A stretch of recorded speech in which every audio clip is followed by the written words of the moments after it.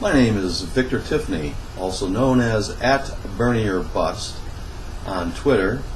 I'm the founder of the Revolt Against Plutocracy organization, and we're the group that was behind the Bernie or Bust pledge strategy.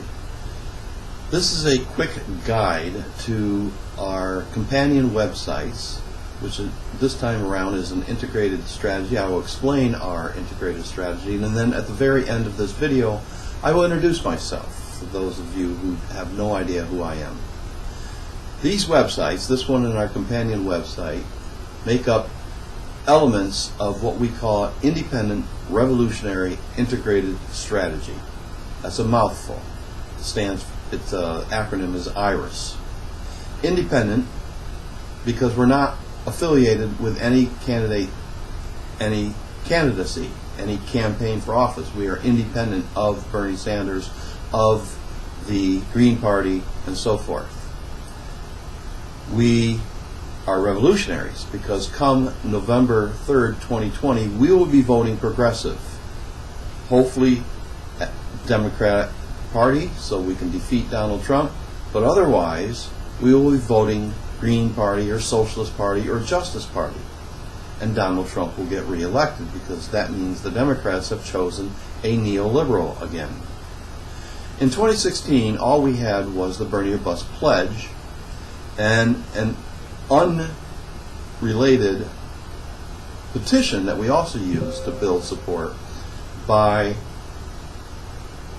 Revolt Against Plutocracy toward Elizabeth Warren, Senator Warren, asking her to endorse Bernie Sanders. And of course, she didn't. She endorsed Hillary Clinton instead.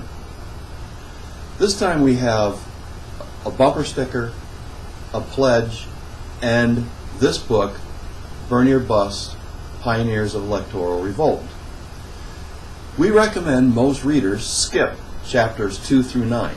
Unless you're a historian or an organizer, it's not going to be that interesting, and we know most people don't read any more than about 50 pages of a book. We found that out last year. So chapters 1, 10, 11, and the conclusion, basically four chapters, explain why we need a revolution in the United States and how to build a revolution in the United States. That's chapters 10, 11, and the conclusion. It's important to get this book in other people's hands, but let me just say first that the proceeds for this book will be donated and channeled back into the revolution. Right? We have a political action committee we have to have by law if we're going to spend more than $1,000 in support of a candidacy. So Citizens Against Plutocracy Political Action Committee is the super PAC to help end super PACs. We also have a bumper sticker as part of this integrated strategy. Maybe you're here because you saw BernieOrBust.info on a bumper while you're driving down the road. So you're here to find out what that's about. It is a book, it is a bumper sticker, and it is the 2020 Bernie or Bust pledge. You can get the bumper sticker by clicking on the Revolution tab above or the Bernie or Bust graphic to the right. You can take the pledge, the Bernie or Bust pledge, on the graphic to my right, my left, your right, and that'll take you to the companion website. While you're there, you can click on the Green Revolution and see what our manifesto, what our priorities are for the 2020 election. Last time, we were about campaign finance reform and fit in nicely with Bernie's political revolution. This time we are supporting a green revolution, a conversion of the fossil fuel energy sector into sustainable energy and capturing carbon and cooling the atmosphere to stop positive feedback loops. There's a whole number of things we support, including the Green New Deal put forth by progressives in Congress. So that's all part of our manifesto. You can also click on the neoliberal tab while you're over there. This book is a screed against the ruling philosophy of the American and many other countries' establishment. Neoliberalism is a pernicious and predatory particular form of capitalism. It is what Bernie calls the establishment, the neoliberals. And on the neoliberal tab of our companion website, you can find which candidates this time running are neoliberals, which candidates are the two outsiders. I believe one of them leans neoliberal and the other one is clearly progressive. And then, of course, there are two clear progressives running for the Democratic Party nomination. One of them is Bernie Sanders, and that's who we're supporting. In fact, if it's not Bernie Sanders or the other progressive, Tulsi Gabbard, we will be voting third-party progressive candidates in 2020. Unlike 2016, we now understand why this strategy, Bernie or bust, is a foregone conclusion. We didn't know back then because Thomas Piketty hadn't published his study on voter behavior in the United States, France, and England over 70 years. But now he has published that, and we know that many people are going to stay home unless somebody like Bernie Sanders is the nominee. They're just not going to come out and vote. That's the big reason why Hillary Clinton lost. Lots of Democrats stayed home and didn't vote because she didn't offer them anything. Donald Trump didn't offer them anything. Bernie Sanders does. And you can search why only Bernie Sanders can defeat Donald Trump. You'll find that essay. It's not easily found on our companion website. And I'll put a link to that essay below so you can evaluate for yourself the math behind why only Bernie Sanders can defeat Donald Trump. In our book, we recommend 3 times, don't sit on this book, don't let it collect dust, share this book. We'd much rather sell 100,000 copies that are read 1,000,000 times than to sell 1,000,000 copies. Again, we're not out to make a ton of money. We're going to put the proceeds back into the revolution.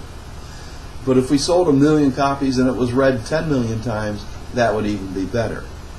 If it's true that those who don't understand history are bound to repeat the mistakes, then Bernie or bust should be required reading by every Democrat and every progressive who are going to be voting in the primaries of 2020. Because it helps explain why neoliberals are bad for the United States, how they're selling this country down the river. I think that's the reason Hillary Clinton lost in Pennsylvania. Because it wasn't because of Bernie or bust. We evaluated the outcome of 2016 and we could not claim responsibility for the defeat of uber neoliberal Hillary Clinton. She lost because voters realized that people like Hillary Clinton are going to outsource their jobs through these so-called free trade agreements. We talk a lot in this book about the Trans-Pacific Partnership. These aren't your grandfather's free trade agreements. This isn't just low tariffs and prohibition against currency manipulation. That's free trade. These people, these transnational corporations, are conspiring for a massive power grab. They want to regulate our representatives in government. It will fundamentally transform the United States into a corporate order. And the TPP is part of the current Democratic Party platform. So if that remains there, we can't allow Democrats to win. We barely escaped a gunshot in the back only to be hit by an arrow in our chest called Donald Trump in 2016. We must defeat the fascists and we must defeat the neoliberals. In our book, we have a section called the N-word and a section called the F-word. These are voter exercises where we evaluate 4 politicians: Donald Trump, Secretary Clinton, President Obama, and Senator Sanders, on the 14 characteristics of neoliberalism and 14 characteristics of fascism. The latter, the F word, is an excerpt that you can find at the bottom of the interview page. You click on the interview page down lower right, and that page at the very bottom has an excerpt of the F word. updated because we now can evaluate Trump better than we could when we wrote the book, now that he's in power. So we updated our analysis to include what we now know about Donald Trump that we didn't know about Donald Trump, but the rest of it basically is the same. Check out that excerpt because it helps understand who's fascistic and who isn't. Spoiler alert, Bernie Sanders is an absolutely horrible fascist. The other three politicians, unfortunately, get passing grades on this particular ideology. Think about that. Also on that page, I interview people who read the book, and there are interviews of me by people who are out there. You're not going to see me interviewed on CNN or MSNBC or Fox. They don't interview real revolutionaries who equate the two parties as basically equivalent, right? What we call a political duopoly in this book. So we have an integrated strategy, which is to acquire and then share this book, get your hands on the bumper sticker, and help promote Burn Your Bust, make sure millions of Democrats understand Burn Your Bust, and take the Burn Your Bust pledge on our companion website. While you're there, if you have time, if you're a burner and you're working for his campaign, take a little time to help out and promote the Burn Your Bust pledge. You can go to our movement building tab or page on our companion website and sign up. You'll see a lot of advice there on how to promote the Burn Your Bust pledge. There are tutorials on how to do it on Facebook without ending up in Facebook prison. We don't have anybody working Instagram yet at this point. We have tutorials on how to use Twitter and promote the Burn Your Bust pledge. We're way ahead of where we were at this point in 2015. But we need your help. Revolution is not an armchair activity. We need people who are active. Take action.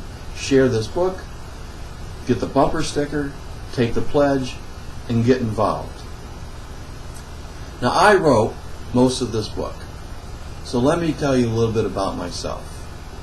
I graduated in 1984 from what was then called State University of New York at Binghamton, what is now called Binghamton University. I have a master's degree, a Master of Arts in the Social Sciences. It's an interdisciplinary program that allowed me to integrate the analysis of the system, state system, world system of states, and the world system of the economy, the capitalist world economy.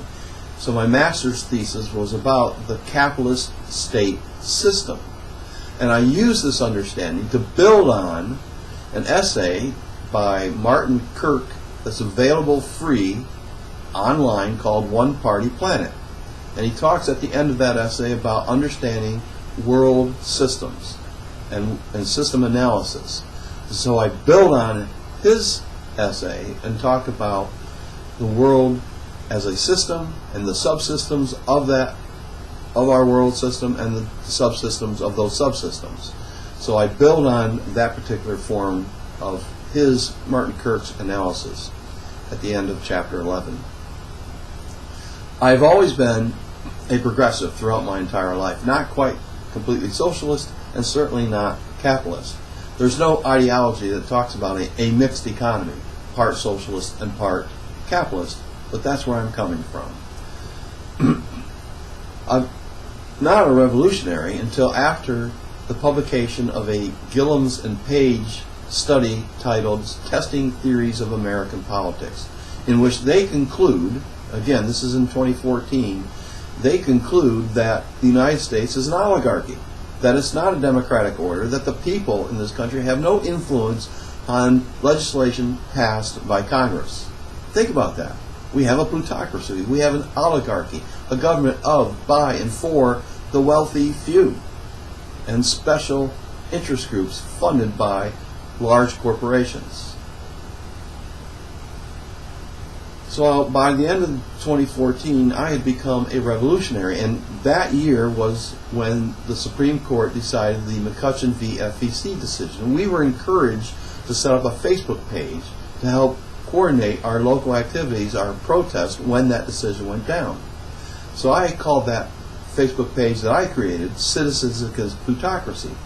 And that remains the name of this website, if you look at the URL above, and the name of our political action committee. Revolt Against Plutocracy has a political action committee, which by law we are compelled to have. From that came Revolt Against Plutocracy. After that decision was launched, and on New Year's Day of 2015, I published Standing on the Edge of the Next American Revolution. That is chapter 1. That explains, during the Obama administration, that we were in a slow transition toward fascism. And of course, under Donald Trump, that transition has speeded up. But going back to a neoliberal isn't going to make things all better again. We need a revolution. And now we need it more than ever. Slavery abolitionist Frederick Douglass had it right. Power concedes nothing without a demand. It never has, and it never will. Bernie or bust is a demand. And it's the demand based upon the need for campaign finance regulation and action on climate preservation. If we don't take massive action, a mobilization of the government to convert and transition away from fossil fuels and capture carbon and cool the atmosphere, it's an unprecedented task we're facing. But if we don't do that, we're facing human extinction. I'm not kidding. This is what the climate scientists are saying. We are in an existential threat, this climate crisis we're in. So think of Bernie or bust accurately as revolution or extinction. That's what we're facing here in 2020. So the list below this video shows the topics that are in this book, and below that are recommendations for this book. Please get involved. Get this book, share this book, get a bumper sticker, take the Bernie or Bust pledge, and help promote this strategy. The human race depends on Bernie Sanders becoming the next president. He's the only progressive with any chance of winning the next election. Like him or not, he is the only hope for humanity. We are in that kind of existential threat. He's the only one who can be trusted to use the government, to mobilize the government, and convert away from fossil fuels into sustainable energy systems and so forth. Please share this book, and thank you so much for your attention.